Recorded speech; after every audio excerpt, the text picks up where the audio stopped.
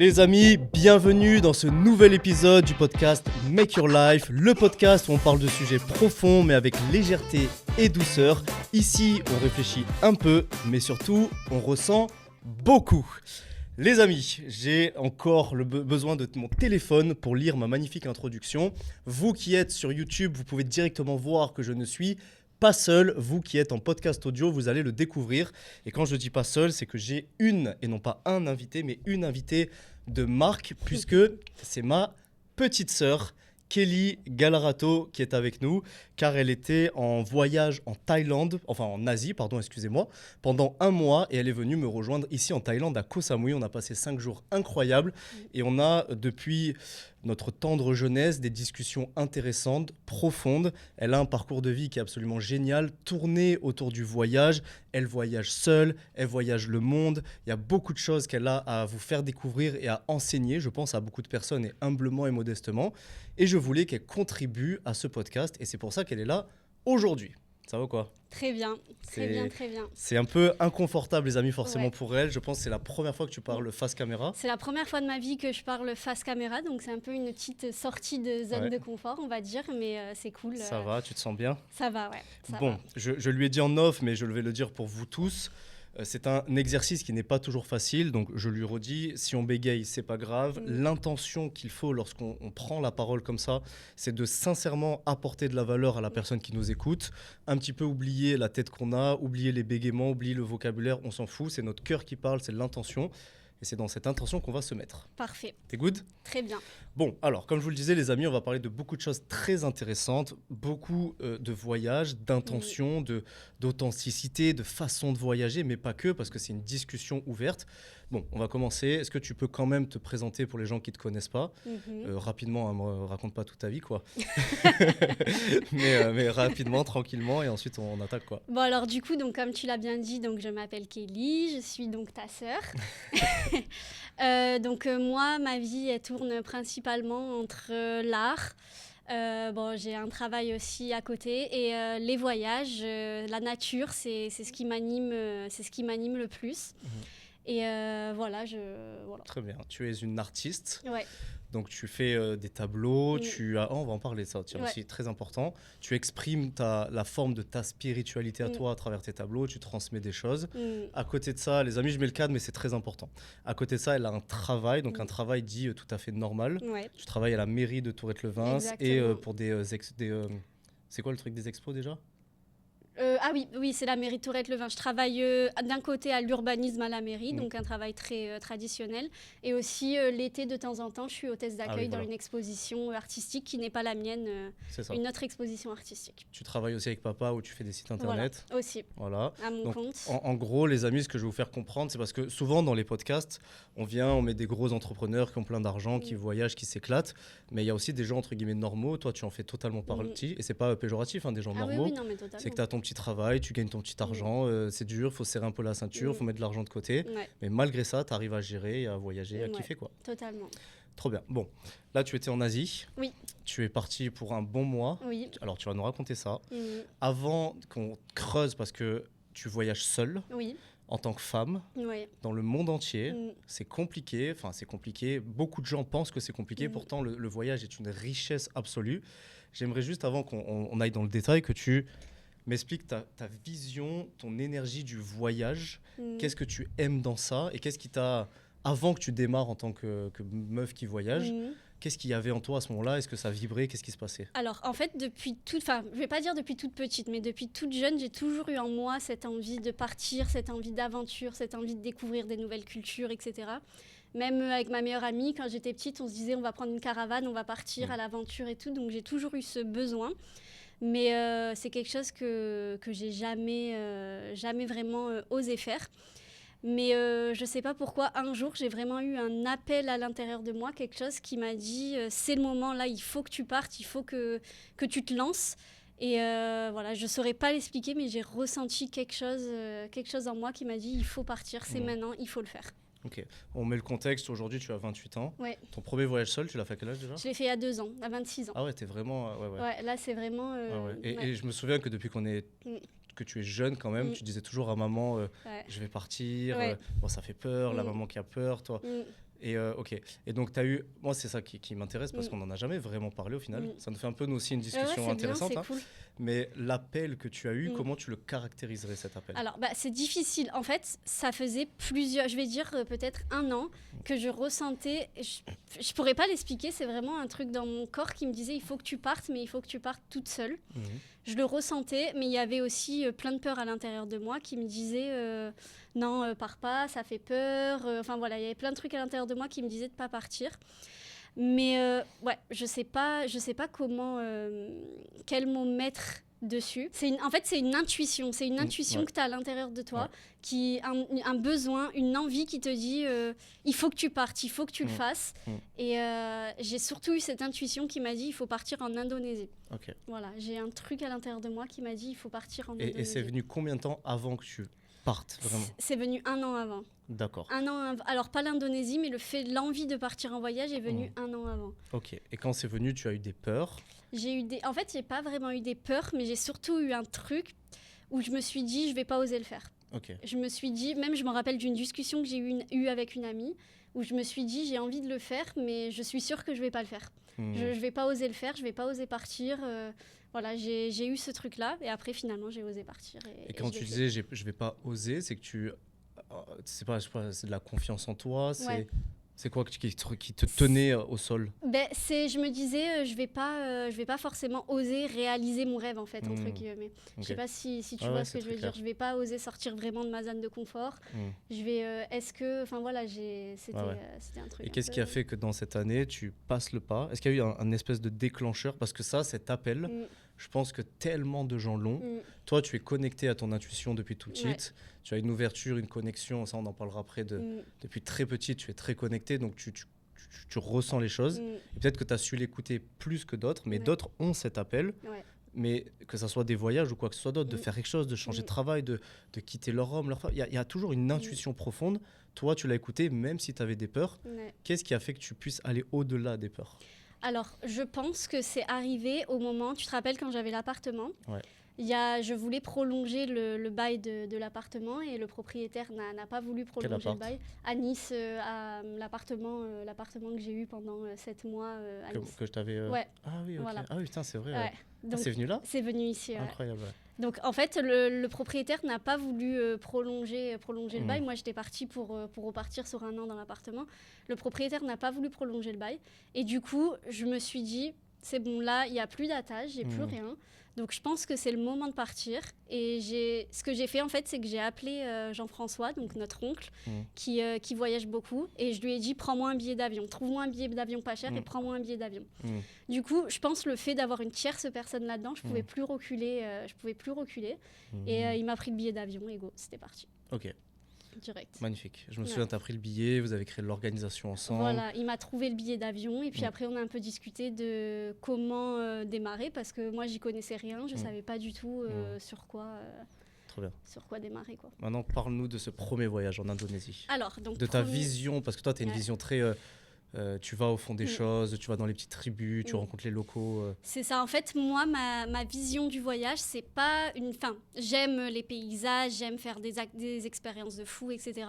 Mais ma vision du voyage, pour moi, c'est vraiment ce côté connexion avec les gens, vraiment aller dans la vraie vie des locaux, voir, connecter avec les gens, vivre des expériences, être dans des petites tribus, vivre chez l'habitant, etc. Donc, en fait, pour ce premier voyage, je voulais vraiment cette authenticité. Et donc, comme je t'ai dit, j'ai été appelée à l'intérieur de moi à partir en Indonésie. Et ce qui est rigolo, c'est que j'ai même pas comparé d'autres pays, j'ai même pas cherché d'autres choses. C'est direct, je suis partie sur ce pays. Et dis-nous tout, par où tu as commencé? Moi, ça m'intéresse parce que je me rappelle plus vraiment en plus. Donc, la description de mon voyage. Raconte-nous ce que tu as vécu, ce que tu as ressenti et tout. Alors, moi, je suis partie très fort. J'ai pas pris un moment d'adaptation, etc. Je suis partie. mon programme, c'est je suis partie, j'ai pris l'avion. Et direct, j'ai passé une nuit et direct le lendemain, j'ai fait 7 heures de bateau. 7 heures de bateau, 3 heures de bus, 1 heure de pirogue et 4 km de marche. Et je suis partie dans la jungle directement. T'es allée direct dans la jungle? Direct dans la jungle, avec un guide. Ah ouais? Et c'était pas avec avec la tribu. les Mentawai? Ouais, c'était ça. Comment ils s'appellent? Les Mentawai, la tribu des Mentawai. Waouh, ça il faut que tu... Ah, direct? Direct. C'est la première chose que tu as fait? C'est la première chose que j'ai faite et en fait, j'étais hyper alignée avec ça. Ok, vas-y, Donc, raconte-moi, ça m'intéresse trop ça. C'est-à-dire que j'avais, comme je t'ai dit, j'avais des peurs avant de prendre mon billet Mhm. d'avion, etc. Mais dès l'instant où j'ai pris ce billet d'avion, j'ai ressenti un tel alignement, une telle sensation d'accomplissement que, en fait, je me sentais sur mon chemin et j'ai eu aucune peur. Ok. J'étais vraiment, j'étais vraiment sur le chemin pour la première fois de ma vie. Je crois, je sentais que vraiment j'étais alignée avec ce que je devais faire.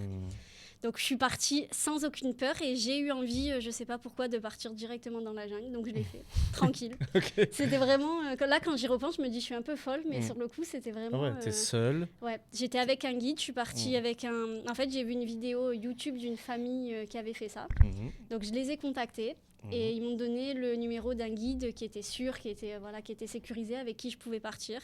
Donc je l'ai contacté et puis on est parti, quoi. Ok, donc tu as fait la pirogue. C'est où en Indonésie? C'est à Sumatra, c'est dans une petite île au large de Sumatra. Et donc tu as rejoint c'est une tribu que ça s'appelle? C'est une tribu, ouais. Qui s'appelle les Mentawai. Les Mentawai. Donc là, ça commence un peu, on le voit un peu sur TikTok et ça tout. commence à être un petit Voilà, peu... mais toi, quand tu y allais, c'était... C'était le début, Ok. ça commençait à être un peu connu. Donc quand c'est même, une mais- tribu qui vit, j'aimerais bien que tu me racontes ça, qui vit proche de la nature, qui a Ouais. un enseignement, une spiritualité. En Qu'est-ce que tu as vécu, où tu as dormi? Enfin, Alors, dis-moi tout. en fait, c'est une tribu donc, qui vit vraiment dans la jungle profonde. Hein, comme je t'ai dit, j'ai galéré pour y aller, du bateau, de la pirogue, 4 km de marche, etc.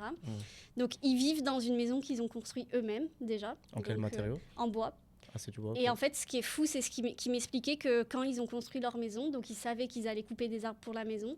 Donc 2 ans avant, ils ont planté d'autres arbres pour pas détruire la nature. Waouh. Donc ça, j'ai trouvé j'ai trouvé ça magnifique. Donc ils ont construit leur maison et en fait, j'ai dormi avec eux, chez eux. T'étais la seule touriste? Non, il y avait 3 autres filles aussi avec nous, 3 jeunes filles de mon âge à peu près. Donc toi, plus 3? Plus moi, Ok. plus 3, plus le guide. Ok. Donc en fait, on a dormi dans cette maison avec eux. Donc c'est une grande maison où ils vivent tous ensemble. On a dormi à même le sol. Pas de... On avait juste un mini tapis de sol, mais un petit truc léger. Ils nous ont mis une moustiquaire autour pour pas Et qu'on le se prenne les sol, c'est moustiques. de la terre ou C'est du bois. Waouh. ok. En fait, le sol, ce qui est très ingénieux, c'est que le sol est un peu surélevé. Et sous le sol, il y a leurs poules. Et quand ils nettoient la nourriture, etc., ils mettent tout dessous pour que les poules elles mangent, en fait, les miettes de pain, Ok, les ok. trucs, voilà. Ah oui, ok. Donc, en fait, on était sur le bois un petit peu surélevé. On dormait donc à même le sol, avec une moustiquaire. Ils n'ont pas d'eau, pas d'électricité. On se lavait dans la rivière. Wow. On allait aux toilettes voilà, dans la jungle. Tu faisais des gros cacous dans la jungle. Voilà, ouais. exactement. Donc, c'était vraiment l'expérience authentique Wow. et c'était incroyable, en fait. Et donc tu vis avec eux. Ouais. Est-ce qu'ils sont une espèce de transmission? Ils t'enseignent les choses? Alors, Ou juste tu les regardes? En fait, tu juste fais tu ta les vie regardes. En fait, ils vivent leur vie quotidienne et tu les suis si tu as envie, tu les suis pas si t'as pas Ok. envie. Et voilà, juste c'est vraiment leur vie quotidienne, il n'y a pas de programme. Et ok, comment ils vivent? Qu'est-ce que tu as fait toi? Alors moi, déjà en fait, direct quand on est arrivé, on est parti dans la jungle avec ce qu'ils appellent le chaman de la jungle. C'est un petit peu le chef de la tribu. En fait, il y a plusieurs familles dans la jungle. Chaque famille a sa maison dans la jungle et c'est chaque famille a son chaman en fait. Ok. Donc lui, c'est un petit peu le chef de la famille. Et on est parti dans la jungle direct et on est allé chercher de la nourriture. Donc en fait, ils ont des arbres qui coupent et à l'intérieur des arbres, il y a des petits vers. Waouh. Les petits vers blancs dégueulasses Ah oui, oui. de Koh Lanta, là, Ouais. voilà. C'est pas des petits, c'est des gros vers. Des là. gros vers, Ah oui, ouais. les Des gros- épais là. Les gros vers Wow. épais qu'on voit dans Koh Lanta qui doivent manger, Wow. voilà. Donc c'est ça et on est allé récupérer les vers comme ça, j'en ai mangé. Ah oui, j'avais vu la Ouais, vidéo. Ouais. J'en ai mangé des vivants d'ailleurs, à l'époque je mangeais de la Oh. viande, donc j'ai mangé Ah des... oui, parce que tu manges plus de viande, ça tu ouais. vas nous en parler aussi. Donc j'ai mangé des vers vivants, donc ça c'est une de leurs principales sources de nourriture. Le Wow. bois leur apporte beaucoup de nourriture, ils font aussi une sorte de pain avec le bois.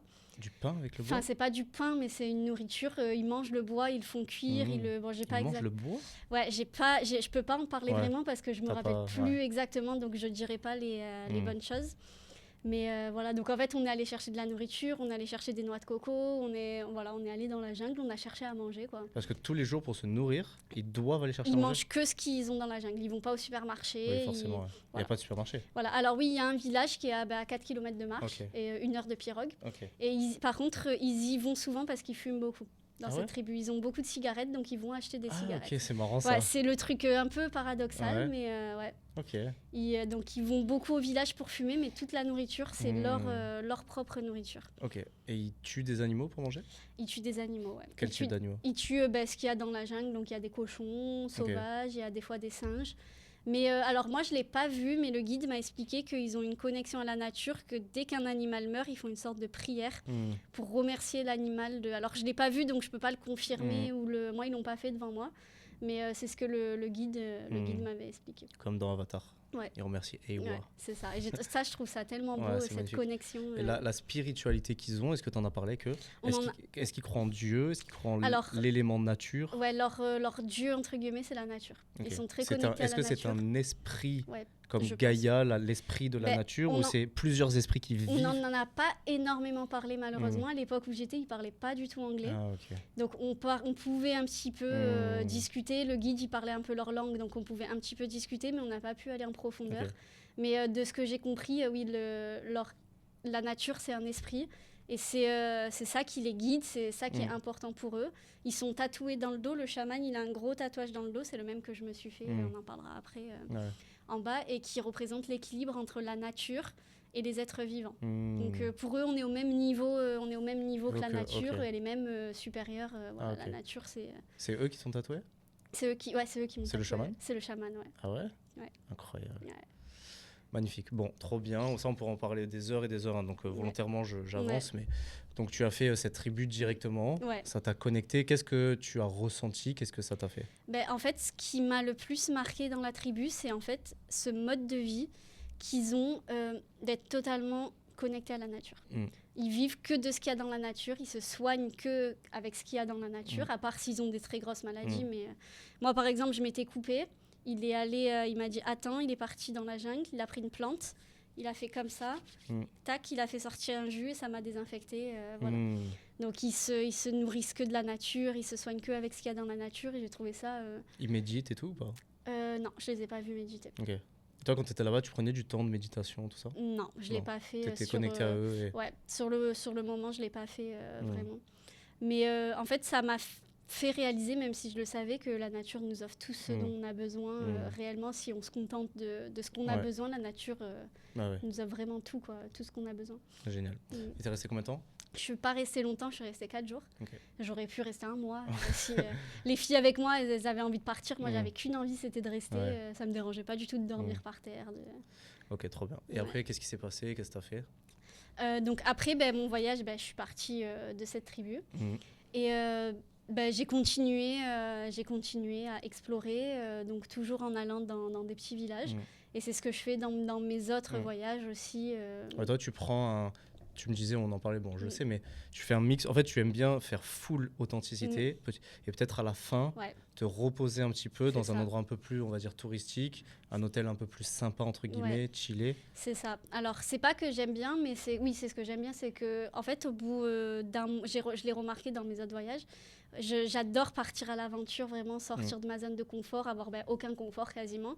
Mais au bout d'un mois, en général, 1 mois ou un peu plus, je sens que je commence à être un peu fatiguée, que j'ai plus cette envie naturelle d'aller vers les gens, d'échanger avec eux, etc. Et oui, j'ai besoin de me reposer, d'avoir mon petit confort pendant quelques jours. Et ce qui est assez fou avec toi, ce qui par moi n'est pas du tout mon cas, c'est que toi, tu as une facilité à connecter avec les gens.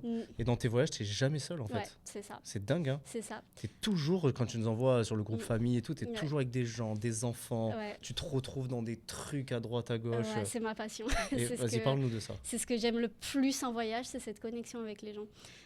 En fait, je sais pas pourquoi, mais quand je pars, je mets cette intention que j'ai envie de rencontrer des gens. Attends, c'est très important ça. C'est que tu pars et tu mets une intention de... Parle-nous juste ça, de cette intention. Ça veut dire quoi, une intention? Je ressens dans mon cœur que je pars pas pour ça, mais j'ai vraiment envie de connexion humaine. J'ai vraiment envie de réelle connexion humaine et pas de connexion superficielle où tu payes un guide qui va t'emmener quelque part et ils te font ça juste pour l'argent, des trucs. Non, j'ai envie de vraie connexion humaine. Donc je pars avec cette intention et je pense que je dois être un peu ouverte et les gens le ressentent et j'ai plein de gens qui viennent vers moi. Tu as beaucoup de locaux qui viennent vers toi? Beaucoup de locaux. J'ai eu des expériences magiques avec des locaux. Par exemple? Une des expériences qui m'a le plus touchée, c'était cet été. C'était encore en Indonésie, mais c'était 2 ans plus tard, du coup, que je suis partie. Je marchais dans un village, je me baladais. Et là, j'avais vraiment envie de rencontrer des gens. J'ai vraiment eu cette intention en moi. Mais bon, voilà, je me baladais tranquille, sans rien forcer. Et à un moment, j'ai eu envie d'aller aux toilettes. Et je trouvais pas de toilette, j'étais perdue, je savais pas où aller, j'avais plus de réseau, j'arrivais plus à rentrer à l'hôtel et tout. Bref. Génial. Et j'avais trop envie de faire pipi, bref. Du coup, je vois une jeune fille, je lui dis, est-ce que tu sais où je peux trouver des toilettes? Elle me dit là. Donc je vais aux toilettes. Et là, quand je sors des toilettes, je vois une dame qui est assise en train de faire des découpages. Donc je lui dis hello. Et on commence à discuter, elle me dit viens t'asseoir avec moi. C'est une locale. Une locale, ouais. Donc, je viens m'asseoir avec elle et puis elle m'explique qu'elle est professeure, tout ça. Elle me donne de quoi découper, elle me propose de rester avec elle. On discute une bonne heure et c'était trop bien. Et après, quand on est parti, quand on a arrêté, on est sorti de la salle, elle m'a dit, est-ce que tu veux venir chez moi m'aider à faire à manger? Wow. J'ai dit oui de suite, direct, j'ai dit oui. Donc, on est parti aller acheter 2-3 trucs là au marché juste à côté. Incroyable. Et elle m'a amenée chez elle. Donc, on est allé chez elle, elle m'a présenté ses enfants. On a fait à manger ensemble.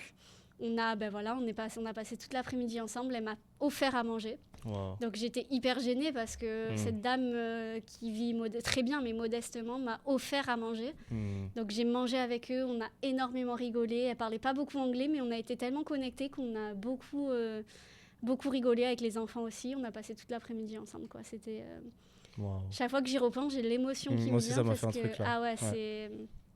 C'est ce genre de moment qui est... Et à la fin, j'ai voulu lui donner un petit quelque chose. Elle a catégoriquement refusé, elle n'a pas voulu. Donc, j'ai offert des glaces aux enfants, histoire de leur faire plaisir, quoi. C'est vrai que avant, c'est un truc, j'étais, je pense, fermé à ça. Ouais. Mais maintenant, je suis beaucoup plus ouvert, je le ressens, ça circule. La connexion avec d'autres êtres humains qui crée un champ d'amour. C'est ça. Qui, même si tu ne connais pas la personne, prendre dans les bras, et c'est des choses qui sont pures. Et quand c'est dénaturé d'une forme d'ego, d'une forme de beaucoup de choses, d'une forme d'anxiété sociale, etc., et que tu peux juste vivre un moment dans le présent, il y a une dimension d'amour qui est telle que c'est intense. En fait, il n'y a aucune barrière. Comme tu dis, tu lâches tout ton ego, donc tu te laisses... Et le voyage, moi, personnellement, ça m'apporte ça. C'est que vu que je suis dans un environnement totalement inconnu, je suis seule en général, donc je n'ai pas cette étiquette sociale que je peux avoir avec les personnes que je connais. Et je me retrouve plus avec moi-même et je me découvre davantage et je lâche toutes mes barrières, tous ces trucs de lui va me juger, lui ci, lui ça. Et juste, j'ai envie de faire quelque chose, je le fais. J'ai envie d'échanger avec quelqu'un, j'échange et je m'écoute. Et les personnes, elles sont pareilles, quoi. Tu rencontres des gens magnifiques. Et ça t'arrive tout le temps. Tu te retrouves dans un petit truc, une petite auberge. Tu nous envoies des vidéos le soir. Vous jouez de la guitare autour d'un feu. C'est de la connexion humaine. Et est-ce que tu penses que est-ce que tu aimes les gens, mais quand tu es dans ces moments, qu'est-ce que tu ressens? Est-ce que tu ressens de l'amour pour les gens? Est-ce que tu te sens bien? Enfin, qu'est-ce que tu ressens? Je ressens de l'amour totalement. En fait, je ressens de l'amour pour l'être humain. L'amour, je le ressens dans ma vie de tous les jours, mais quand je suis en voyage, c'est décuplé parce que j'ai pas ces barrières, comme je t'ai dit.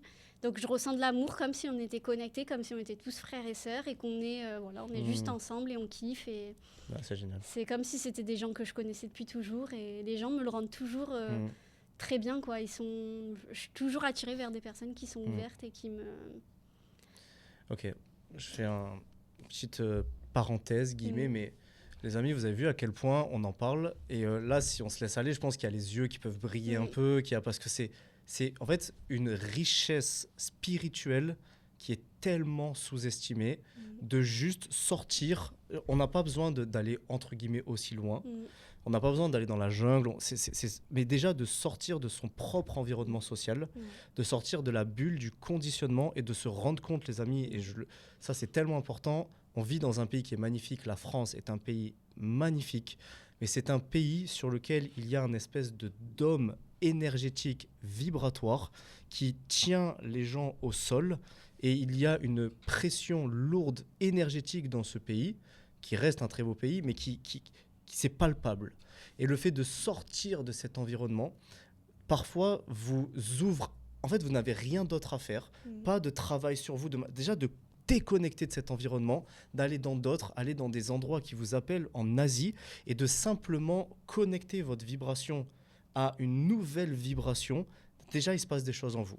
Et moi, le plus grand conseil que je donne, Tu vois, on me dit développement personnel et tout, spiritualité et tout. Aujourd'hui, je pense qu'une personne qui est en France, qui a jamais trop bougé, etc., je lui dirais, ne lis pas de livres, ne te forme pas, ne regarde pas de vidéos, ne fais juste pars et vis un moment seul à l'étranger. Totalement. Et c'est d'une puissance qui est... Et je trouve que trop peu de personnes l'expriment et le disent. Si vous voulez vous développer, si vous voulez changer les choses dans votre vie, si vous voulez trouver l'amour, trouver le succès, trouver la réussite, il faut vous trouver vous-même avant tout ça. Et pour se trouver soi-même, vous vous êtes construit toute votre vie dans un environnement social, affectif, religieux pour certains, spirituels pour d'autres, peu importe, qui sont une espèce des murs dans votre tête, des murs mentaux, des illusions que vous avez créées, et vous vivez à l'intérieur de ça. Et tant qu'on vit à l'intérieur, c'est bien, on peut mais de couper, eh bien, vous faites tomber les illusions, vous vous connectez à d'autres vibrations, d'autres façons de penser, et votre conscient voit des choses, mais votre inconscient et votre corps vibratoire va enregistrer une nouvelle vibration. Vous allez sentir une espèce de spiritualité plus ou moins naturelle qui va se développer, et je vous invite à bouger de votre pays. Vraiment, les amis, faites-le. Vous avez des enfants, on s'en carre. Vous les donnez aux parents, vous les donnez à votre mari. Si vous êtes une femme, vous prenez votre mec, vous lui dites, écoute chérie, je vais partir 1 semaine, 2 semaines, garde les enfants, c'est important pour moi. Vous prenez du temps seul. Vous êtes un homme célibataire, vous partez, on s'en fout, il y a toujours des solutions. Les attaches sont pour la plupart des illusions mentales. Parfois, elles sont réelles, mais parfois, ce sont des illusions. Donc, putain, j'ai envie de secouer l'écran, moi, quand je parle de ça. Parce que c'est tellement important. Et toi, la preuve, c'est que tu n'avais pas forcément d'argent. Bon, tu n'as pas non plus les plus grandes attaches du monde parce que tu n'as pas d'enfants, etc. Mais tu as fait le pas, tu y allais et tu es une personne complètement transformée. Ah ouais, je regretterai jamais... Enfin, une des choses que... Attends, comment exprimer ça ? Le fait d'avoir pris ce billet d'avion, je crois que c'est une des plus belles choses que j'ai fait de ma vie. D'avoir pris ce premier billet d'avion. Après, depuis, j'ai fait plein d'autres voyages. Et chaque voyage, j'en ressors grandi. En fait, tu te connectes avec toi-même. Tu peux plus compter sur quelqu'un d'autre pour prendre des décisions, pour vivre, pour résoudre quelques soucis qui se passent. En fait, tu peux compter que sur toi-même. Donc, tu te retrouves et tu découvres un peu plus qui tu es vraiment, en fait. Et il y a beaucoup de la croyance, c'est des gens que c'est pas safe, la sécurité, je suis une femme. Ouais. Et c'est réel que le monde est un monde dangereux, c'est OK. Mais c'est réel que aussi le monde est un monde gentil, tu vois. Bien sûr. Alors, quand je pars, je choisis quand même toujours des endroits qui sont safe. Je me renseigne avant. Je ne vais pas partir dans un endroit où je sais que je vais être attaquée, etc. Mais quand tu es sur place, en fait, tu te rends compte que, oui, comme tu dis, tout le monde est gentil. En fait, il y a pas de... Oui, il y a des gens qui sont méchants. Mais en règle générale, moi, toutes les personnes que j'ai rencontrées, c'était des gens adorables et j'ai jamais eu de soucis particuliers, quoi. Ouais. Et moi, j'ai beaucoup entendu de personnes qui, par exemple, disent « Je peux pas bouger parce que j'ai peur de l'avion. » Je te dis une bêtise. Oui, OK, t'as peur de l'avion. Moi aussi, j'ai peur de plein de trucs. Mais si, dans notre vie, on se laisse avoir « OK, je ne veux pas bouger. » Donc, en fait, ce que tu es en train de me dire, là, on va reprendre, placer les choses. Je ne veux pas me développer spirituellement. Je ne veux pas vivre sur cette terre et découvrir d'autres endroits que Dieu a mis sur cette terre. Je ne veux pas rencontrer d'autres êtres humains. Je ne veux pas me découvrir avec moi-même. Je ne veux pas sortir de ma zone de confort. Je ne veux pas grandir. Je ne veux pas expérimenter, exploiter parce que j'ai une peur de l'avion.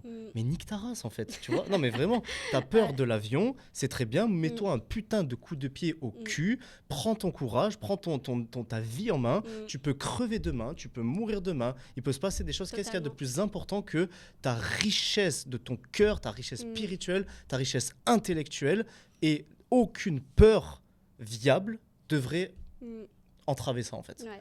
Donc non, les amis, c'est pas vrai. Vous êtes moins en sécurité dans certains endroits de France que dans la plupart des pays d'Asie, déjà. Ah oui, l'Asie, moi, je me suis jamais sentie aussi... Même que des fois, quand je marche le soir, je suis tranquille. Ouais, alors que des fois, à Nice, je marche le soir toute seule, je suis un peu, stressée. En Asie, là... Moi, je prends le scooter, on l'a fait ensemble. Hein. Ouais. Tu vas au truc, au 7-Eleven, tu laisses les clés, tu laisses le téléphone dans le truc, tu reviens... Enfin, le monde est méchant, oui, mais le monde est gentil aussi, quoi. Ouais, voilà, donc il faut pas nécessairement en avoir peur, quoi. Bon, trop cool. Si tu veux me partager, toi, des trucs, rebondir, surtout n'hésite pas. Hein. Ouais. T'as rien de spécial ? Là, il n'y a rien qui me vient comme ça. Mais Ok, trop bien. Voyager en couple, qu'est-ce que t'en penses ? Alors, voyager en couple, c'est magnifique. Si tu es avec une personne avec qui vous avez les mêmes envies, les mêmes désirs, la même façon de voyager et tout, de partager ces moments incroyables avec quelqu'un, c'est formidable, c'est magique. Moi, je suis déjà partie avec mon chéri parce que je suis en couple depuis 2 ans Et lui, malheureusement, ne peut pas voyager autant que moi, donc je pars des fois avec lui et des fois, je pars toute seule. Donc, quand on part ensemble, c'est incroyable, c'est magique, on vit des moments magiques. Et quand je pars toute seule, c'est encore une façon différente de voyager. Et j'adore aussi ces 2 façons de voyager. Tu dis un truc intéressant là. C'est qu'il y a des façons de voyager et des personnes avec qui tu voyages mettent une direction dans cette façon de voyager. Totalement. 100%. C'est que tu peux avoir des personnes, par exemple nous là, ça fait 5 jours qu'on est ensemble, on a fait un type d'activité. Ouais. Si j'avais voyagé avec une autre personne, j'aurais pu faire autre chose. Totalement. C'est pas mieux, c'est pas moins bien. C'est ça. C'est un type de façon de voyager et d'être compatible dans ça, c'est extrêmement important. C'est hyper important, vraiment, très très important. Tu peux nous rappeler l'expérience qui a fait que tu manges plus de viande, etc. Ça te dérange d'en parler ou pas ? Pas du tout. Pas du tout. Alors donc, moi ça fait depuis longtemps que la viande pas me dégoûte, mais chaque fois que j'en mangeais, j'avais un petit rejet, un petit truc à l'intérieur de moi. J'aime tellement les animaux que voilà, ça me... Toi, oui, il faut préciser que tu as une... J'ai un amour intense pour la nature et pour les animaux. Et après, on va en parler de ça, ce que tu ressens, etc. Ok. Donc j'aime beaucoup les animaux, donc dès que je mangeais de la viande, ça me faisait un petit quelque chose. Mais bon, je continuais à manger. Et un jour, au Vietnam, donc c'était il y a 1 an et demi, je prenais un bus de nuit, et d'un coup, le bus s'arrête, et je commence à entendre des bruits bizarres. Et je regarde par la fenêtre, ils étaient en train de tuer un cochon. Voilà, normal. Le chauffeur s'est arrêté, il a tué un cochon lui-même, je ne sais pas pourquoi. Mais... c'est le chauffeur qui a tué ? C'est le chauffeur, j'ai pas compris ce qui s'est passé. Mais sauf qu'il n'a pas égorgé, je ne sais pas ce qu'il a fait, mais le cochon a gueulé pendant 1 demi-heure. 1 demi-heure ? 1 demi-heure, je le voyais bouger, je le voyais gueuler, c'était horrible. Tu voyais la scène ? Ouais, je voyais vite fait, mais je la voyais un petit peu, il faisait nuit, mais je voyais. Et surtout, en fait, j'ai entendu dans son cri toute cette souffrance, tout ce truc que... Je me suis dit, en fait, qu'est-ce qu'on est cons, les êtres humains. Bon, après, c'est que personne, elle ne juge pas les personnes qui mangent de la viande. Mais moi, à ce moment-là, je me suis dit, qu'est-ce que je suis conne de tuer, de faire souffrir des animaux comme ça, pour moi, manger... Enfin, tu vois, faire quelque chose que, peut-être, j'en ai pas forcément besoin à 100%. Ouais, t'as été face à la souffrance. En fait, ça m'a tuée. J'ai pleuré. Dans le bus, j'ai pleuré. Vraiment, j'ai eu les larmes qui ont coulé, ça m'a... Et je me suis dit... Enfin voilà, j'ai senti la souffrance de cet animal. C'est pas ça, tu l'as pas vu, tu l'as pas entendu, tu l'as perçu, tu l'as senti. Je l'ai vraiment perçu. Et t'as senti que, parce qu'il y a beaucoup de, oui c'est un animal, il ressent rien et tout, mais non, c'est un être vivant qui a ses ressentis, tu as senti ça. Dans ma perception, j'ai vraiment senti ça. J'ai vraiment senti ça et ça m'a tué de l'intérieur. Donc le lendemain, je me suis pas fermée, j'ai dit je vais quand même essayer de manger de la viande. Je vais pas me fermer comme ça, donc j'ai repris du poulet et là, dégoût total et j'ai plus jamais en remanger depuis. J'ai jamais réussi à en remanger. Enfin, j'ai jamais eu envie d'en remanger. Tu manges le poisson ? Je mange encore du poisson par contre. Là, ça commence à me faire comme ça me faisait avant quand je mangeais de la viande. Ça me... tu vois, le saumon, là, j'ai pas réussi à le manger. Mais voilà. Ok, voilà. Et les amis, important, il n'y a pas de bien, pas bien, c'est des ressentis, c'est des sensibilités.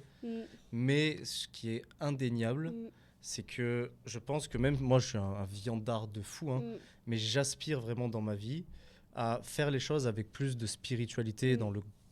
ça veut tout et rien dire, mais avec plus de sens et en mettant un peu de sacré au milieu des choses, de moins consommer comme un bourrin, d'être conscient que l'animal que tu manges, c'est un animal qui a été tué, c'est un être vivant, c'est un fruit de la conscience, de Dieu, de la nature, et que pour son plaisir égoïste, rapide, qui reste un plaisir, et peut-être même un besoin en réalité, ok, c'est ok, mais faisons-le avec un tout petit peu de conscience, sans le prendre comme un dû, et comme je suis l'être humain, je suis supérieur, je mange de la viande, et tous les animaux niquez vos races, et c'est normal, et c'est un dû que je tue toute cette planète pour manger, quoi. Et je pense qu'avec un petit peu plus de sacré, de consommer mieux, on en parlait, mais tu vois, ça c'est vraiment le goal absolu, mais genre t'as ta maison... T'as ton potager, auprès de toi, t'as tes éleveurs, tes agriculteurs que tu connais, t'as un élevage, par exemple, si tu manges de la viande, ok, mais tu connais l'éleveur, on va dire, tu sais qu'il met du sens dans ce qu'il fait, qu'il traite bien son animal, tu manges de la viande avec respect, c'est magnifique, c'est beau, et si on pouvait tous consommer comme ça, putain, ce serait incroyable, quoi. Totalement. plutôt qu'avec des élevages, des abattages, de la souffrance atroce Ah animale. ouais, c'est... Et tiens, ça me fait penser à un truc, mais je parlais avec Steve à la retraite, tu sais. Là, les gens qui regardent le podcast, normalement, ils sont frappés, ça et ça et ça. Et lui, il avait essayé, je ne veux pas parler pour lui, hein, mais il n'avait pas essayé, il était devenu vraiment vegan, végétarien, je ne sais plus, mais par conscience du vivant. Et étant sportif de très haut niveau, entraîneur, préparateur physique, il avait quand même son corps, il ressentait le besoin de s'alimenter en viande. Et donc maintenant, il consomme peu, mais très très bien. Et on parlait de ça, etc., de la conscience animale, et on parlait de la pollution de ce monde. La pollution énergétique réelle, pollution au sens réel, la pollution énergétique au sens où on pourrit tout ce qu'on vit, tout ce qu'on voit, où tu vois, les êtres humains déversent quand même une espèce de pollution autour d'eux. Et il me disait, tu vois, quand tu y penses quand même, regarde comment est-ce qu'on traite le vivant. Regarde la conscience et le traitement qu'on met dans le vivant autour de nous. Regarde à quel point on déverse. Et s'il y a une forme de karma qui existe, tu vois, une espèce d'équilibre, une espèce de karma énergétique universel, chaque jour, on assassine, on détruit, on tue, on pollue. On est des assassins effrénés, sans aucune conscience, sans aucun amour de la nature, des choses, du vivant. Et si on part du principe que nous partageons cette planète avec d'autres êtres vivants, qui sont des êtres vivants, qui ont une conscience qui n'est pas la nôtre, c'est ok, mais qui ont une conscience, chaque jour, à quel point on est odieux avec ce vivant-là. C'est vrai. Et après, on s'étonne de se prendre, nous, des histoires de karma dans la tronche, en fait. Tu vois, la pollution extérieure est le reflet de la pollution intérieure et de l'intention qui est mise derrière. Et c'est fort, et ça m'avait touché, tu vois. Je me dis, putain, c'est vrai que, waouh, tous les jours, on détruit le vivant, mais à un niveau qui est extrême, en fait. Et après, nous, on veut vivre. Oui, mais commençons par respecter la vie des autres êtres vivants. Totalement. Pour nous pouvoir vivre pleinement, tu vois. Ouais. En paix et en amour. On ne peut pas aspirer à l'amour dans notre cœur et dans notre vie et dans notre race humaine si on détruit l'autre vivant et ce qui partage avec nous cette terre, quoi. C'est... Voilà, donc plus de conscience, plus d'amour. Moi, j'essaye d'y aspirer. Je n'y suis pas encore, mais tu vois, comme on fait les petites prières avant et tout, c'est beau déjà. En fait... moi, là, je pense que je suis arrivée à un stade où je suis très connectée à la nature. Vraiment, moi, ce qui me rend le plus heureuse sur cette terre, c'est de marcher, de toucher de l'herbe, de sentir... je touche des feuilles, ça y est, je suis au paradis, moi. Mais vraiment, des fois... Toi, tu as vraiment une connexion particulière. Depuis toujours. Essaye de le creuser, là, en parler, de le creuser, ça. En fait, je peux pas vraiment creuser, c'est tellement naturel, en fait, depuis toujours. Je ressens un tel amour quand je suis dans la nature, c'est... Je pourrais en pleurer, là j'ai l'émotion qui me vient. C'est, je sais pas, je touche des feuilles, ça me remplit d'amour. Je vois un arbre, ça me... Tu vois, j'ai les larmes qui coulent, là, c'est fou. Hein. C'est, je sais pas, j'ai un tel amour pour la nature qui est d'une puissance énorme. Et du coup, je suis arrivée à un point où j'ai ce tel amour, je me dis, les animaux, ils font partie de ce tout, en fait. Ils font partie de ce tout, et pourquoi j'irais les tuer, pourquoi j'irais les manger Enfin, c'est comme si je mangeais... Enfin, là, ça va faire trop bisounours ce que je vais dire, mais c'est comme si je mangeais quelqu'un qui fait partie de... Pas ma famille, mais voilà, presque, quelqu'un de... Oui, parce que je ressens un amour Je ressens un amour qui est tellement puissant que, là, après, peut-être dans des années, je changerai d'avis. Mais là, aujourd'hui, je suis à ce stade-là, et c'est... voilà. C'est vraiment ce que je ressens. Ouais, tu vois, moi, cette connexion que tu as, tu te rappelles, je l'ai jamais... Enfin, maintenant, je l'ai de plus en plus. Mais... Tu m'en parlais, tu me disais, moi, entre guillemets, je le comprenais pas trop. Et maintenant, putain, je le comprends et je le vis et c'est fort. Mais pour toi, tu l'as quand même à un niveau... vraiment, tu as une sensibilité avec le vivant qui est assez intense. Et tu as essayé de l'analyser, le pourquoi de ça ? Non. Moi, il n'y a pas besoin de l'analyser. Je suis pas une fille qui analyse, en fait. Je juste, mais non, j'ai jamais essayé d'analyser. C'est juste que j'aime l'amour. Ça fait très... Comment tu définirais parce que, tu vois, il y a l'amour... disons amoureux, je sais pas si on peut l'appeler comme ça. Il y a l'amour qui est plus qu'un amour ou différent d'un amour, qui est une espèce de connexion. On appelle ça un amour, mais c'est peut-être plus une espèce de connexion et d'alchimie, peut-être avec le vivant qui passe. Enfin, tu peux le définir de plein de façons, l'amour. Pour toi, qu'est-ce que ça veut dire pour toi, l'amour ? Quand tu dis l'amour de la nature, qu'est-ce que ça veut dire ? Je saurais pas trop te dire, je ressens... Essaye de mettre des mots. Ce qui se passe en toi et tout. C'est intéressant. C'est un ressenti interne, tu l'as ressenti aussi, donc tu sais un peu ce que c'est. à l'intérieur, tu te sens enveloppé de l'intérieur, je sais pas, franchement, je n'arriverais pas à mettre des mots dessus, c'est vraiment un ressenti.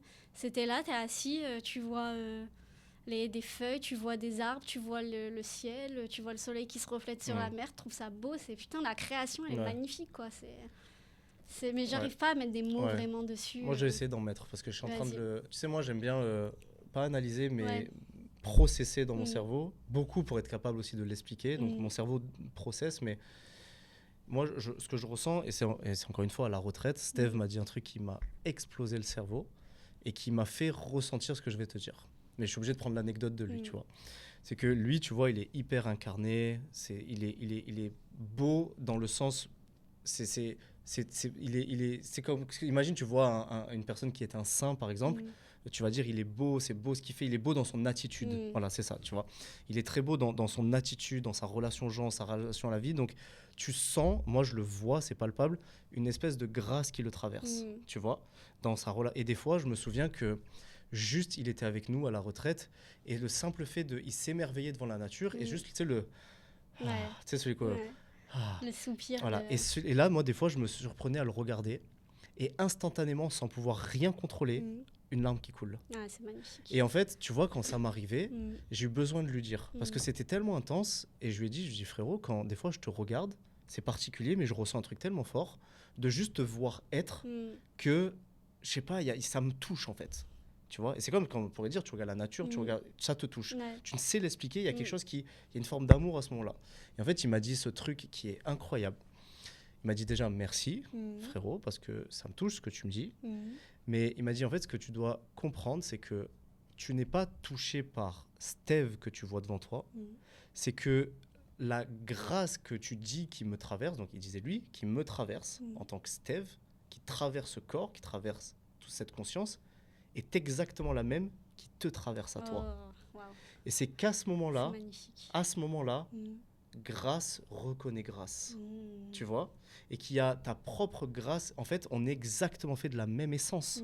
Il dit là, tu vois une séparation entre Steve et toi, mais c'est un concept. Il y a le concept Kev, le concept Steve, l'identité, l'ego, mais l'essence même de ça est la grâce, la création, l'amour. Magnifique. Et donc, quand quelque chose te touche, c'est parce que tu es exactement ce que je suis à ce moment-là, et nos grâces se reconnaissent entre elles, tu vois. Et donc, je pense que... Et ça m'a... J'avais larmes aux yeux quand il me l'a dit, bien sûr. et ça, là, ça me fait un truc aussi. Et tu vois, je pense que quand aujourd'hui, moi, quand j'ai une espèce de sensibilité à la nature, etc., parce que la nature est imprégnée de grâce. Ouais. Et à ce moment-là, notre propre grâce se reconnaît, et il y a comme ça une non-séparation. Il n'y a plus la dualité de la forme, mais il n'y a que l'unité de l'essence même divine et créatrice de tout ça. Tu vois un peu ? Alors ça, c'est mon analyse. Peut-être que je me trompe complètement. Mais ça me parle vachement. Toi, je pense que quand tu as justement cette connexion à la nature, aux animaux, c'est que ta sensibilité, ton expression de ta propre grâce qui se retrouve et cette danse et cette communion est peut-être plus légère chez toi, qui fait qu'elle arrive à fluidifier et à se connecter, mais tu vois, tu te reconnais et vos grâces se reconnaissent, quoi. Ouais. Parce qu'on est fait de la même essence. C'est possible. Foncièrement, moi, je pense que nous sommes fragments d'âme, avec une individualité d'âme que nous, on comprend en tant qu'être humain, individualité, parce qu'on a une vision de ce que c'est l'individualité. Mais si on prend l'océan et qu'on en extrait une goutte d'eau, l'eau reste l'océan. L'eau est faite de la même molécule de l'océan. Donc il y a une espèce d'individualité de la goutte d'eau, mais qui est à la fois une individualité et à la fois qui est l'eau et qui restera toute sa vie l'océan. Et quand la goutte revient dans l'océan, elle reste l'océan. Je pense que nous, on est des fragments d'âme de cet océan qui devient une goutte temporairement, en restant connecté au tout, mais qu'on ne peut pas être dissocié de l'océan. Donc forcément, quand on développe cette sensibilité, bah oui, on est l'océan. On est connecté au tout, en fait. Dans la métaphore, hein, bien sûr. Je pense que les gens nous comprennent, quoi. Bon, voilà, désolé, j'ai beaucoup parlé, mais c'était important pour moi. Je sais pas si tu veux rebondir là-dessus ou pas. Je trouve ça me parle beaucoup ce que tu dis. Et puis, je pense que une des choses qui nous bloque à cette connexion en tant qu'être humain, c'est notre mental, nos pensées, qui mettent des barrières, en fait, entre... c'est comme si C'était, il y a l'appel de la conscience qui nous appelle au téléphone, mais qu'on sonne occupé parce qu'on a plein de pensées qui tournent en nous, etc. C'est beau ça. Ouais. On a l'appel de mais Et du coup, elle peut pas nous parler parce que c'est occupé. Et tu sais que putain, tu viens de me faire penser à un truc, mais c'est tellement fort. C'est que beaucoup de personnes cherchent une espèce d'éveil, cherchent quelque chose. Alors que cette chose est au fond de nous, à chaque seconde, tout le temps, et on est cette chose-là. On est, en tant qu'être humain, profondément, chacun d'entre nous, spirituel. On est profondément intense, aimant, aimé. On est aimé à chaque seconde, puisqu'on est cette essence divine, on est cette création, on est ce souffle divin, on est tu l'appelles comme tu veux, et on est connecté à cette énergie de compassion et d'amour H24. Donc on est ça, on a tout l'amour du monde en nous. On est tout, on a la sécurité, on a tout ça, mais on va la chercher ailleurs parce que notre bruit mental l'empêche de s'exprimer. Et en fait, quand on est conscient de ça, moi maintenant je suis un peu moins développement personnel, je suis dépouillement personnel. Waouh, c'est beau ça. Il faut se dépouiller de notre ego, de nos trucs, de nos peurs, de nos craintes pour jaillir ce qui doit jaillir et qui est déjà là. Totalement. Et c'est tellement puissant. Et ça, le voyage, ça aide beaucoup à Exactement. ça. Justement. Moi, ça m'aide beaucoup. Petit à petit, je me sens... Bon, j'ai encore beaucoup de barrières, beaucoup de trucs, mais je sens que petit à petit, j'enlève des couches de tout ça, quoi. Et je me révèle petit à petit à moi-même, à qui je suis. Tu dirais que ça coûte combien Désolé, j'ai complètement changé, mais ça me fait penser. Mais par exemple, toi, tu as fait... Alors, tes voyages, tu as fait donc la première fois en 2 mois ou 3 mois Premier voyage, j'ai fait 1 mois. Ok. Ensuite, en fait, j'ai fait... toutes les fois, j'ai fait 1 mois, sauf là, cet été, je suis partie 2 mois. Ah oui, ok. Et j'ai fait 7 voyages, là, en tout, depuis 2 ans. T'as fait 7 voyages ? Ouais, 7 pays depuis 2 ans, ouais. Mais, ok. Mais t'as fait... 7 pays, pas 7 voyages, mais 7 pays. Voilà. Mais de partir donc de France, et je pars, tu l'as fait combien ça 3-4 fois ? Alors, j'ai fait l'Indonésie en premier, après je suis rentrée. Ensuite, j'ai fait Vietnam, Thaïlande en donc une seule fois. Donc ça, c'était un deuxième voyage. Deuxième voyage, je suis rentrée. Ensuite, j'ai refait l'Indonésie. Ok. Et je suis restée sur place. Là, je suis restée 2 mois. Donc, j'ai fait Indonésie. Et là, j'ai fait plusieurs pays. Sri Lanka, Singapour et Malaisie. Donc ça, j'ai fait tout ça en une fois. Je suis rentrée. Et là, j'ai fait Laos, Thaïlande cette fois-ci. Et puis après, j'ai fait d'autres pays d'Europe. Mais, Ok, donc tu as fait 4... 4 allers-retours, entre guillemets. En 2 ans. En 2 ans, ouais. Et donc, ce que tu fais, toi, tu as entre guillemets le luxe, parce que mais tu as aussi créé ça, c'est que tu es capable de travailler, mettre un peu d'argent de côté, arrêter ton taf, et ensuite partir, et ensuite revenir. Bon, ça, c'est quand même vachement un luxe. C'est une grande chance. C'est une grande chance, mais tu l'as provoqué, tu l'as cherché, tu l'as voulu, tu as pris l'action. Combien ça coûte un bon mois de voyage comme toi tu fais ? Alors, bon, ce qui coûte cher, c'est le billet d'avion. Ça, c'est le plus cher, en fait. C'est le plus gros du budget. Bon, là, je m'en suis bien sortie, mais un billet d'avion, c'est au moins 1000 balles aller-retour. Donc ça, c'est le plus gros du budget. Après, un voyage comme moi, je le fais. Bon, encore, moi, je me prends quand même des chambres confortables. J'ai jamais dormi en dortoir de ma vie, etc. Mais en fait, en Asie, ça coûte rien. Donc, je peux me prendre des chambres seules pour 10 € la nuit. 20 € la nuit. Donc en fait, ça me coûte pas grand-chose. J'ai des amis qui dorment en dortoir pour 3 € la nuit, 4 € la nuit. Donc si tu veux pas de confort, en fait, si tu t'es pas attaché à ton confort, tu peux partir pour 500 balles, un mois, tu le fais. Hein. La bouffe, là au Laos, j'ai mangé pour 2 €, 2 € par repas. Donc en fait, sur place, ça coûte rien. Les activités, je dépense pas grand-chose non plus parce que moi, j'aime beaucoup me balader, j'aime beaucoup... ça dépend de ton mode de voyage en fait, mais moi, je sais que je dépense très peu en fait en voyage, à part le billet d'avion et les transports internes. Donc un mois, donc si tu fais 1000 balles, tu peux rajouter facilement 1000 balles pour un mois de voyage et tout. Si tu veux faire un mois en ayant des chambres seules avec salle de bain privative et un minimum de confort, faire toutes les activités, la bouffe, les transports et tout, tu te mets 1000 balles, Donc 1000 plus 1000 à peu près, un bon 2000, tu fais un truc sympa. 2000 en tout, Et encore, c'est quand même un gros budget.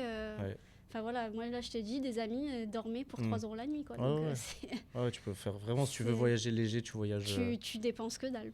Et même les billets d'avion, si t'es un peu kamikaze, si t'as pas peur de partir un peu d'ailleurs, de te faire des escales et tout. Des escales et tout, tu peux trouver pour beaucoup moins cher. Mais oui, c'est vraiment les billets d'avion qui coûtent le plus cher. Après moi, pour traverser le pays, je prends rarement. Bon là, je l'ai fait, mais sinon, je prends rarement l'avion. Je fais souvent en bus. Je me frappe des 24 heures de bus. Et moi, j'adore. Mais, Ah ouais, toi, tu aimes. Ouais, moi, j'aime bien. Donc, Ah du ouais. coup, au lieu de payer 150 balles, tu payes 25 balles, quoi. Donc, c'est... Ah ouais, putain. Ouais. Ouais, ça, plus ça, plus ça. Ouais. Tu sais que moi, je prends plaisir maintenant à vivre pas cher, c'est dingue. Hein. Mais c'est... Ouais, moi, j'adore C'est aussi. dingue. Hein. Moi, maintenant, je prends plaisir à me prendre une petite chambre, faire. Toi, ça a changé, ça. Ah Avant, ouais. t'étais pas du tout comme Non, ça. Hein. avant, C'est c'était fou, hein. l'argent vraiment. Ouais, maintenant, non, j'adore Incroyable, ce changement économiser de... Et qu'est-ce qui a fait ce changement de... tu penses, à vis-à-vis de l'intérieur l'argent. Ouais. Bah, il y a deux grandes choses.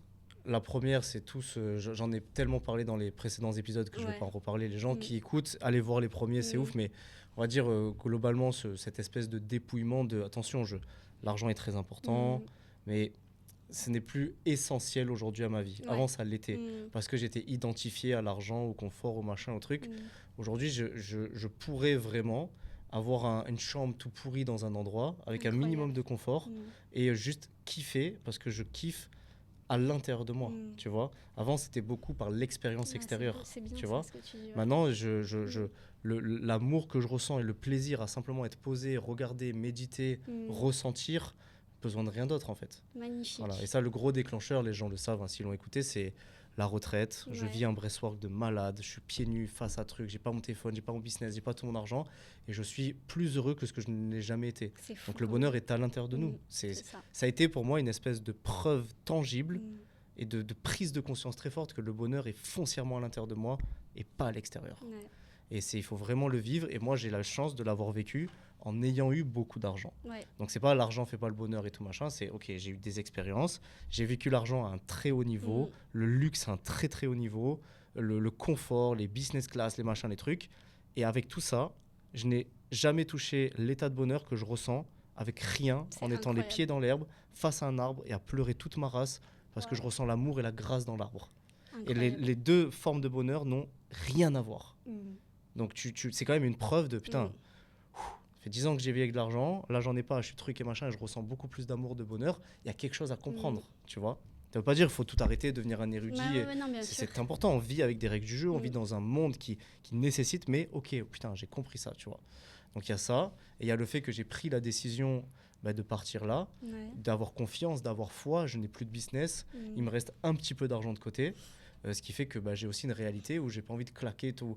Tu vois, avant Ouais. où je pouvais claquer 500 € dans une nuit d'hôtel, Ouais. bon maintenant je me dis en Asie 500 € ça peut me faire un mois quoi. Ouais, c'est Tu ça, vois. mais c'est vrai. Donc en en fait, plus, hein. vu que j'adore Mm. là le truc de en mode je suis parti et ce temps que je prends pour moi, j'ai plus de business, je me suis coupé de Mm. ça et tout. En fait je le vois un peu comme argent égale temps. Ouais, Si j'ai tant de côté, je peux tenir temps. je vois. Tu vois un peu le Ouais, délire. Je vois totalement. Donc si on peut éviter de gaspiller du temps, Mm. je gaspille pas de l'argent, je gaspille Ouais, du temps je en vois fait. ce que tu veux Tu dire. vois, donc je prends plaisir à économiser cet argent et ce temps en fait. Mm. Voilà, hein, je sais pas ce que je peux te répondre de plus, mais c'est déjà pas mal. Ouais, bah c'est. Tiens, c'est je très regarde bien. l'heure, il est 47. Déjà Ah, Putain, c'est on passé s'est vite, frappé hein. quasiment 1 heure là. Waouh. Est-ce que, bon, on a un bon 10 minutes, hein, on n'est pas obligé de faire pour faire, hein, mais est-ce que Ouais. toi tu veux aborder un sujet, tu veux parler d'un truc, tu veux dire ce que toi tu as à dire, dire un mot aux gens, un message? Je sais pas, là il y a rien qui me vient particulièrement. Moi j'ai une petite question. Si Mm. tu avais une amie à toi, Ouais. tu l'aimes beaucoup et tu veux lui apporter avec ton cœur un conseil sincère, un truc sincère, une petite leçon sincère, qu'est-ce que tu lui dirais? Ben, moi, je dirais, avec mon humble expérience, hein, voilà, j'ai une petite expérience, mais je dirais juste quand on a quelque chose, en fait, de s'écouter, d'apprendre à s'écouter, d'écouter pas nos désirs superficiels, mais d'écouter ce qu'on a à l'intérieur de nous. Je fais la différence entre nos désirs et nos envies qui viennent vraiment de l'intuition et de ce qu'on a au plus profond de nous. Donc, si on ressent quelque chose à l'intérieur de nous, le suivre et faire confiance à la vie, en fait. J'ai développé une capacité à faire confiance à la vie où je pas à 100%, mais je m'en remets à la vie et je sais que si je suis alignée avec moi-même et avec ce que je ressens à l'intérieur, ça va m'apporter, la vie va m'apporter ce dont j'ai besoin, en fait. C'est magnifique. Voilà. Ça, j'en parlerai dans un podcast, les amis. Je suis en train de creuser un peu les enseignements que je n'ai jamais creusés de ma vie, un petit peu bibliques, avec les enseignements de Jésus, etc., qui pour moi était peut-être le plus grand maître spirituel qui ait vécu sur cette terre, tu vois. Je sors du cadre religieux, et ce qu'on connaît, là c'est dans un cadre religieux, biblique, mais notre Père qui es aux cieux, que ton nom soit sanctifié, que ton règne vienne, que ta volonté soit faite sur la terre comme au ciel. que ta volonté soit faite. Et de t'en remettre à cette volonté qui nous dépasse pour nous en tant qu'être humain. Si nous sommes connectés avec le grand tout, le grand plan, on l'appelle comme on veut, il n'y a aucune raison, avec notre petit cerveau bébé humain, prisonnier de notre ego, de notre conditionnement, d'une intelligence et d'une vibration tellement basse par rapport à la grandeur de cette vie, de ce qui vit autour de nous. Et lorsqu'on s'abandonne à ça et que, humblement, on s'en remet à que ta volonté soit faite, avec tout ton cœur et toute ton âme, tu te connectes à une dimension de foi qui est d'une puissance extrême. Et moi, je le dis là avec mes mots, mais quand tu dis que je m'en remets et que je fais confiance, il y a une part de ça, c'est que ta volonté soit faite. Ouais, c'est tu vrai. vois. Magnifique. Et je trouve ça... Moi, ça, de plus en plus, ça me guide de plus en plus. Ça. Parce qu'avant, tu vois, j'avais une espèce de mécanique du chant. Je vibre, j'attire, je machin. Maintenant, je rajoute dans ma compréhension des choses que ce chant que moi, j'ai essayé d'expérimenter, mais qui a toujours été très mécanique, dans le sens où je fais une action A, j'ai un retour B. Tu vois un peu le truc ? Je me connecte, je vibre. Maintenant, j'essaye de ressentir la conscience de ce chant, qui est une conscience qui me dépasse et qui est divine, dans le sens divine du terme, et qui a une intelligence et un amour, rien que ta volonté soit faite, qui me dépasse à un niveau que... En fait, si on reste humble, on ne peut pas tenter de mettre, nous, notre volonté humaine à l'intérieur de ça. Tu vois ? Pourquoi mettre notre volonté humaine alors que ce qui nous traverse, c'est la même chose et la même essence qui permet à une graine de devenir un arbre, de donner un fruit. Moi, je ne suis pas capable de ça. C'est trop beau. Moi, je ne peux pas faire ça. Par contre, la vie qui me traverse, elle fait ça tous les jours. Et elle le fait depuis des millions d'années. Et elle a créé la Terre, et elle a créé les atomes, et elle crée des choses qu'aujourd'hui, l'être humain découvrira dans 2000 ans. Pourquoi me prendre le chou ? Père, que ta volonté soit faite. Magique, tu vois, c'est magique. J'ai vu une phrase là, ce matin ou hier sur Insta, une fille, je ne sais plus exactement ce qu'elle disait, mais elle disait en gros... Maintenant, c'est plus ce que moi, je souhaite dans ma vie, c'est ce que la vie veut exprimer à travers moi. C'est tellement profond. Et je trouve ça tellement beau, c'est magnifique. Et ça, je pense que... je pense vraiment que la conscience humaine n'est pas encore vraiment éveillée à ça. Que de plus en plus d'êtres humains s'éveillent à ça. Mais je pense que c'est le point de bascule qui va faire qu'on tourne dans une civilisation et dans une ère qui va passer du chaos à l'amour, au bonheur et à la paix. Quand on sera capable de devenir canal de la conscience et de laisser s'exprimer cet amour autour de nous, cette vie, cette création, et de juste être des canals. Et tu vois, quand on dit ça, ça peut être genre on est des marionnettes. Non, il n'y a rien de plus beau que de laisser la vie s'exprimer en soi. Carrément. Parce que cette intelligence nous dépasse tellement, laissons-la faire son œuvre, et au passage, en co-création, profitons de tout ce qu'elle a à nous partager. Magnifique. Tu vois ? Magnifique. Chacun avec nos armes, avec nos petites graines. Exactement, avec notre libre arbitre. Mais si on vit une vie dirigée par l'ego et l'individualité séparée du tout, on empêche cette vie de vivre en nous. C'est ça. Et je le répète, cette vie qui vit est la même qui crée depuis une petite graine un arbre. Qu'est-ce qu'elle peut faire avec ça là ? Tu vois ? Nous on est petites graines, on peut devenir forêt, on peut devenir... Laissons traverser ça en nous, tu vois. Bon voilà, je pense que c'était le bon mot de la fin. Ouais, magnifique. On est bon ? On est bon, T'as kiffé ? T'as vu, j'ai pas fait l'intro caca et tout. Hein. Ouais. Parce que quand je fais mon intro, les amis... c'est quoi déjà ? Les amis, bienvenue dans ce nouvel épisode. C'était quoi déjà ? C'était les amis, bienvenue dans l'épisode du gros caca. Ouais. Nous allons parler comment aller aux toilettes. Ouais, c'est ça. Parce qu'en privé, on rigolait là-dessus. Et à tout moment, je fais une intro caca et tu vas te mordre de rire. Parce que pipi caca, ça ne fait encore rire. Ouais, c'est notre humour. Bon, Lou, merci, j'ai kiffé. Bah ouais, c'était trop bien. Archi bien, je suis choqué. Moi, je trouve pas, mais je suis contente si tu me le dis. Franchement, je suis choqué. Les amis, on te retrouve sur Instagram, sur TikTok. Tu partages beaucoup sur TikTok ? Je partage mes voyages. Donc, sur TikTok, c'est kelly.en.voyage.